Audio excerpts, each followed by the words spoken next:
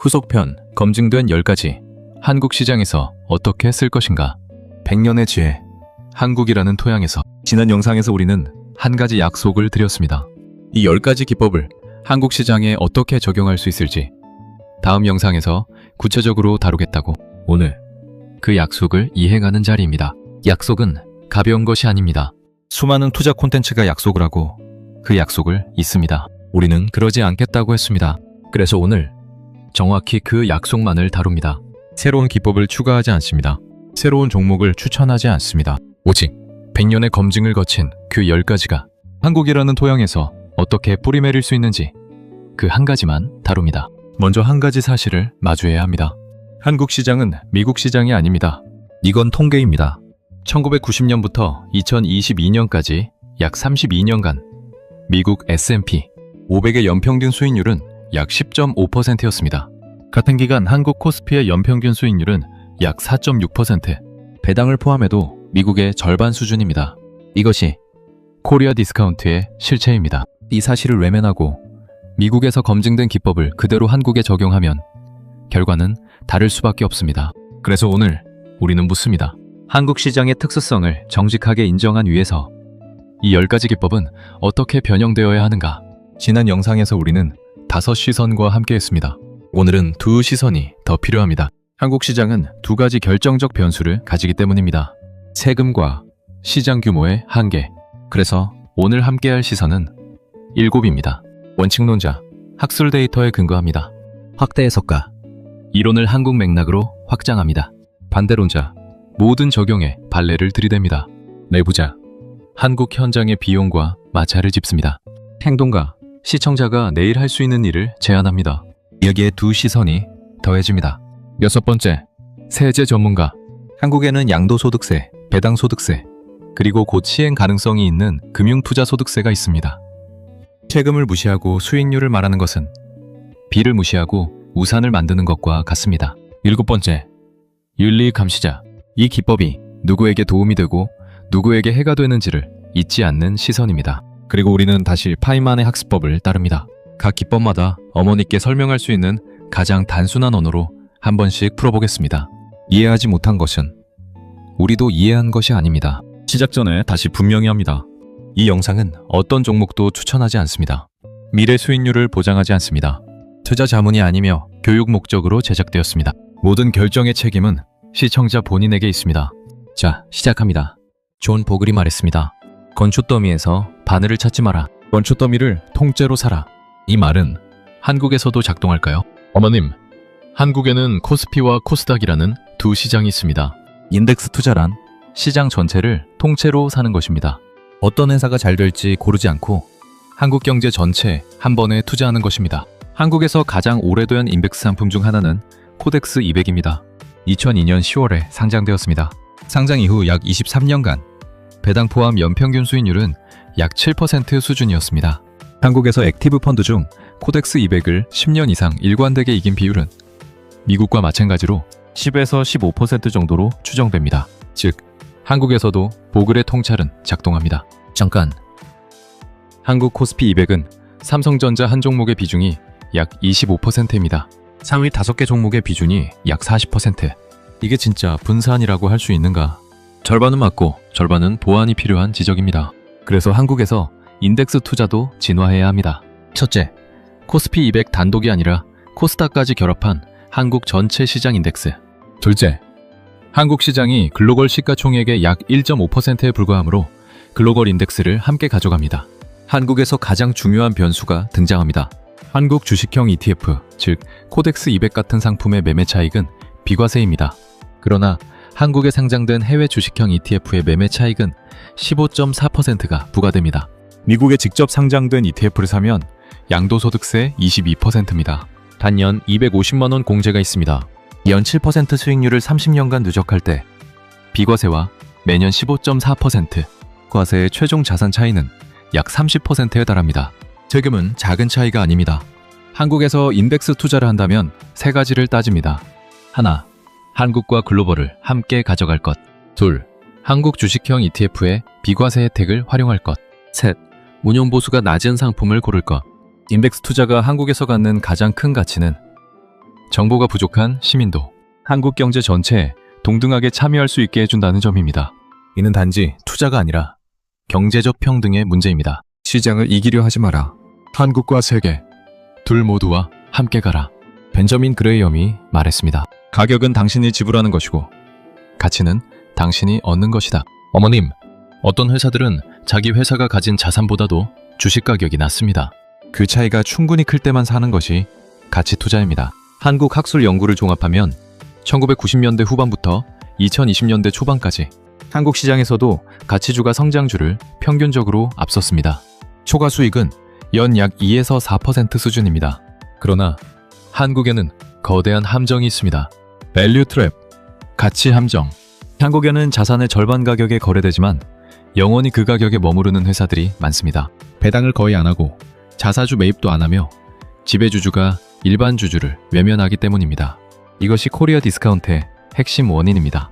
그래서 한국형 가치 투자는 두 가지가 추가되어야 합니다. 첫째, 단순히 싼 회사가 아니라 싼 가격이 풀릴 이유가 있는 회사. 최근 정부의 밸류어 프로그램, 행동주의 펀드의 활동이 그 촉매입니다. 둘째, 자산 가치만이 아니라 주주 환원율을 함께 봅니다. 배당을 꾸준히 늘리는 회사, 자사주를 소각하는 회사, 진짜 주주를 위해 일하는 회사입니다. 배당 소득에는 15.4%의 세금이 부과됩니다. 연 2천만 원을 초과하면 종합과세 대상이 되어 더 높은 세율이 적용될 수 있습니다. 따라서 고배당 가치주에 집중할 때는 ISA 계좌나 연금저축 계좌 같은 절세 계좌 활용이 핵심입니다. 한국에서 가치 투자를 한다면 묻습니다. 이 회사는 정말 싼가? 아니면 싸 보일 뿐인가? 이 가격이 풀릴 촉매가 있는가? 나는 10년 이상 견딜 수 있는가? 싸기만 한 회사가 아니라 싼 이유가 풀릴 회사를 사라. 워런 버핏이 말했습니다. 이 회사의 해자는 무엇인가? 어머님, 해자는 옛날 성을 둘러싼 깊은 물길입니다. 경쟁자가 쉽게 따라잡지 못하는 무언가가 회사의 해자입니다. 한국에서 해자를 가진 대표 영역들이 있습니다. 메모리 반도체에서 한국 회사들의 글로벌 점유율은 약 70%로 30년간 흔들리지 않았습니다. 한국의 대표 메신저 플랫폼은 약 4,500만 명이 사용합니다. 사용자가 많을수록 가치가 커지는 네트워크 효과입니다. 그러나 한국 회사의 해자에는 한 가지 결정적 의문이 있습니다. 지배구조입니다. 아무리 좋은 해자를 가진 회사라도 지배주주가 일반 주주의 이익을 외면하면 그 해자는 일반 주주의 수익으로 이어지지 않습니다. 그래서 한국형 해자 분석은 두 가지를 더 봐야 합니다. 첫째, 그 해자가 글로벌에서도 작동하는가? 둘째, 지배구조가 그 해자의 가치를 일반 주주에게 분배하는가? 사회이사의 독립성, 배당 정책, 자사주 매입 정책을 함께 확인합니다. 한국에서 강한 해자를 가진 회사들은 종종 지주회사 구조에 묶여 있습니다. 지주회사 디스카운트는 한국에서 평균 약 30에서 50%입니다. 이 디스카운트가 풀릴 가능성을 함께 분석해야 합니다. 한국에서 해자를 가진 회사를 찾는다면 묻습니다. 이 해자는 글로벌에서도 작동하는가? 지배구조는 일반 주주를 존중하는가? 지난 10년간 유지되어 왔는가? 강한 해자는 종종 시장 지배력으로 이어집니다. 소비자에게는 가격 부담이, 협력업체에는 협상력 약화가 발생할 수 있습니다. 수익률만을 보는 투자는 길게 보면 좋은 투자가 아닙니다. 좋은 회사가 아니라 일반 주주에게 그 좋음을 나누는 회사를 사라. 매달 정해진 금액을 정해진 자산에 가격과 무관하게 투자한다. 어머님, DCA는 사실 적금과 같습니다. 다만 정기예금이 아니라 주식이나 펀드에 매달 같은 금액을 넣는 것입니다. 1990년부터 2022년까지 코스피 200에 매월 10만원씩 적립한 시뮬레이션은 원금, 누적 약 3,840만원이 시점에 따라 약 1억에서 1억 3천만원이 되는 결과를 보여줍니다. 같은 기간 미국 적립의 결과는 약 1억 5천만원입니다. 한국이 미국보다 낮지만 적립식 자체는 한국에서도 분명히 작동했습니다. 그러나 일본의 사례를 보십시오. 1989년 니케이 정점의 적립을 시작한 일본 투자자는 약 30년이 지나서야 원금을 회복했습니다. 한국 인구는 2020년 정점을 찍었습니다. 일본의 잃어버린 30년이 한국에서 반복되지 않으리라는 보장은 없습니다. 그래서 한국에서 DCA는 글로벌 분산을 동반해야 합니다. 예를 들어 한국 인덱스 40%, 미국 인덱스 40%, 신흥국 또는 선진국 인덱스 20%. 한국에서 적립식을 한다면 세제 적격 계좌를 가장 먼저 채우십시오. 연금저축, 연 400만 원 또는 IRP와 합산하여 900만 원까지 세액 공제 가능합니다. ISA 위반형 기준 연 2천만 원, 총 한도 1억 원까지 적립 가능하며 200만 원 한도 비과세, 초과분은 불리과세 9.9%입니다. 이 두 계좌를 채운 후 일반 계좌를 사용하는 것이 한국형 DCA의 최적 구조입니다. 한국에서 DCA를 시작한다면 매달 자동이체로 감정을 배제할 것, 한국과 글로벌을 함께 가져갈 것, 절세 계좌부터 채울 것, 시장을 맞추려 하지 말고 시간을 친구로 삼아라. 오르는 것은 더 오르고 내리는 것은 더 내린다. 어머님, 달리는 사람을 멈추게 하기는 어렵습니다. 일단 움직이는 방향이 있으면 그 방향으로 한동안 더 가는 경향이 있다는 것입니다. 다만 영원히는 아닙니다. 한국 학술 연구를 종합하면 한국에서도 모멘텀 효과가 통계적으로 확인됩니다. 다만 한국에서 모멘텀 효과는 기간에 따라 변동성이 매우 컸습니다. 한국 시장의 결정적 위험을 짚어야 합니다. 상하한가제도, 하루 최대 30% 변동 제한. 큰 호재가 발생하면 단번에 상한가를 가는데 일반 투자자는 매수 자체를 못합니다. 또한 한국에는 작전 세력에 의한 인위적 모멘텀이 자주 발생합니다. 진짜 모멘텀과 가짜 모멘텀을 구별하지 못하면 큰 손실을 봅니다. 그래서 한국에서 모멘텀 전략은 더 보수적이어야 합니다. 개별 종목보다는 인덱스나 섹터 모멘텀이 안전합니다. 예를 들어 코덱스 200을 200일선 위에 있을 때만 보유하고 아래로 떨어지면 현금화하는 단순 추세 추종 시스템. 이런 시스템은 1997년 외환위기, 2008년 글로벌 금융위기, 2020년 코로나 폭락기에 큰 손실을 피하는데 효과적이었던 것으로 알려져 있습니다. 모멘텀은 잦은 매매를 동반합니다. 한국에서 잦은 매매는 거래세 누적, 그리고 절세 계좌의 비과세 효과 감소로 이어집니다. 따라서 모멘텀 전략을 쓴다면 거래세가 면제되는 ETF 중심으로 절세 계좌 안에서 운용하는 것이 합리적입니다.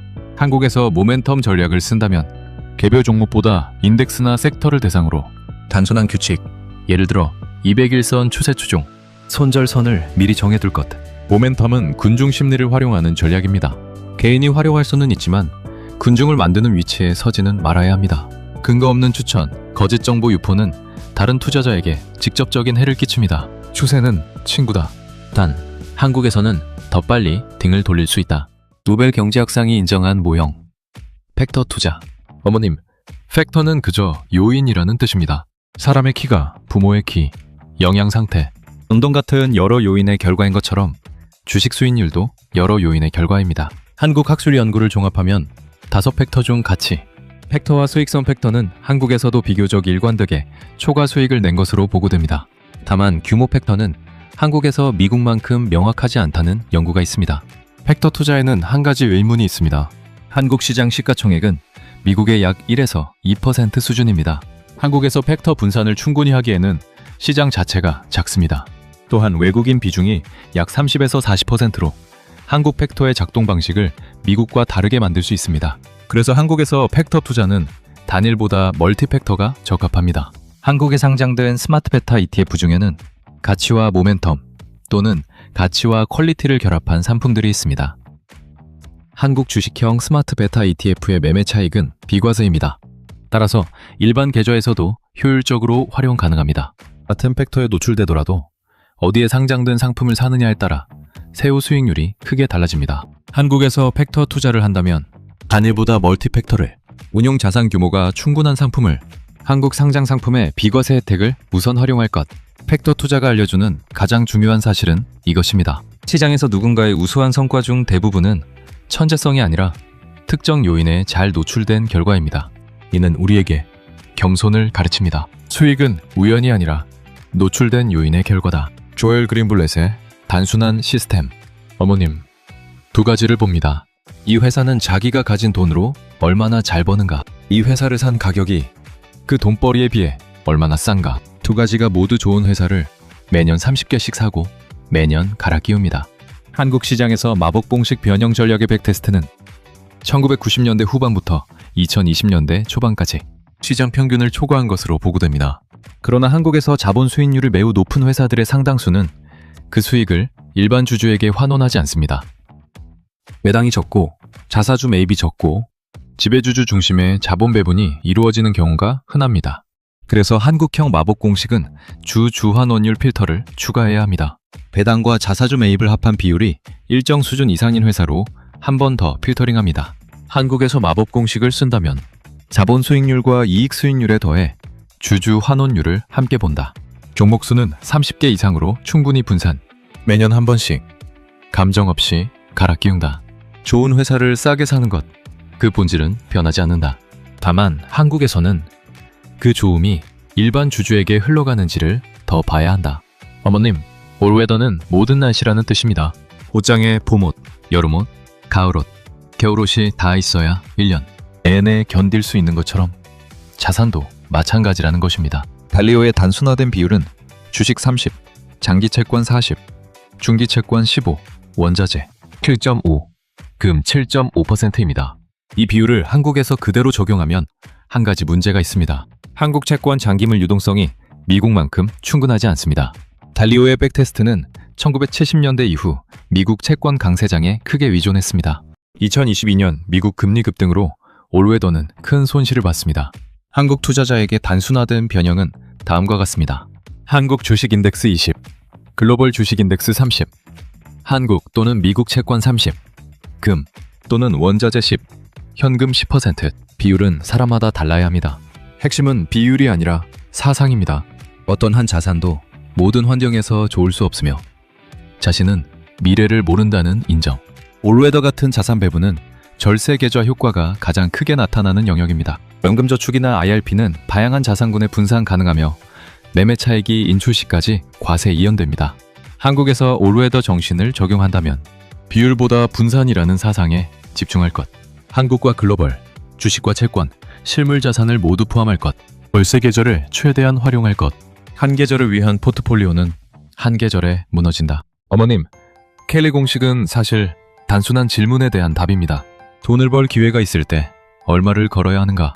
너무 적게 걸면 돈은 천천히 늘고 너무 많이 걸면 한 번 잃을 때 회복할 수 없습니다. 핵심 메시지는 한 가지입니다. 절대 한 곳에 모든 것을 걸지 마라. 코스피 200 종목 중 하나를 무작위로 골라 10년 보유했을 때의 수익률 분포를 보면 일정 비율의 종목은 큰 손실 또는 상장 폐지로 끝났습니다. 반면 인덱스 200 자체를 10년 보유했을 때 자산이 0.2 되는 경우는 없었습니다. 실전적 한국형 포지션 사이징 규칙입니다. 한 종목에 자산의 5% 이상 걸지 않기, 한 섹터에 자산의 20% 이상 걸지 않기, 한 국가에 자산의 70% 이상 걸지 않기. 한국 개인 투자자의 평균 보유 종목 수는 약 5에서 7개로 매우 집중되어 있습니다. 또한 한 종목에 자산의 30% 이상 집중하는 경우가 흔합니다. 이는 큰 손실의 주요 원인이 됩니다. 한국에서 포지션 사이징을 한다면 어느 한 종목도 5%를 넘기지 않는다. 분산은 ETF로 자동화하라. 많은 한국 투자자가 인생을 한 종목에 걸어 큰 손실을 봤습니다. 이는 단지 개인의 손실이 아니라 가족, 사회 전체의 손실입니다. 포지션 사이징은 자기와 가족의 삶을 보호하는 도구입니다. 얼마나 오른가가 아니라 오를 때 얼마를 거느냐가 중요하다. 어머님, 바벨이 운동기구인 그 바벨 맞습니다. 돈의 대부분, 약 80에서 90%는 가장 안전한 곳에 둡니다. 나머지 10에서 20%는 가장 위험하지만 잘 되면 큰 수익이 나는 곳에 둡니다. 한국 일반 투자자를 위한 변형은 다음과 같습니다. 80%는 가장 안정적인 자산, 글로벌 인덱스 ETF, 한국 국채, 절세 계좌의 주식 펀드. 20%는 비대칭 기회 자산, 신기술 테마, 신흥국 시장 또는 자기가 깊이 이해하는 한 가지 분야. 여기서 가장 중요한 것은 위험 자산도 자기가 깊이 이해하는 것이어야 한다는 점입니다. 모르는 것에 베팅하는 것은 도박이지 바벨이 아닙니다. 한국에서 위험 자산의 가장 큰 함정은 작전입니다. 작은 시가총액, 거래량 적은 종목, 갑자기 급등하는 종목은 작전 세력 개입 가능성이 있습니다. 비대칭이라고 착각하고 들어가지만 실제로는 작전의 출구가 되는 경우가 많습니다. 탈레그의 바벨 정신은 자산을 넘어 인생에도 적용됩니다. 잃을 것은 작게, 얻을 것은 크게. 새로운 기술을 배우는 것, 새로운 도전을 하는 것, 좋은 사람을 만나는 것. 잃을 것은 시간뿐이지만 얻을 것은 인생을 바꾸는 기회일 수 있습니다. 잃을 것은 작게, 얻을 것은 크게. 한국에서도 인생에서도.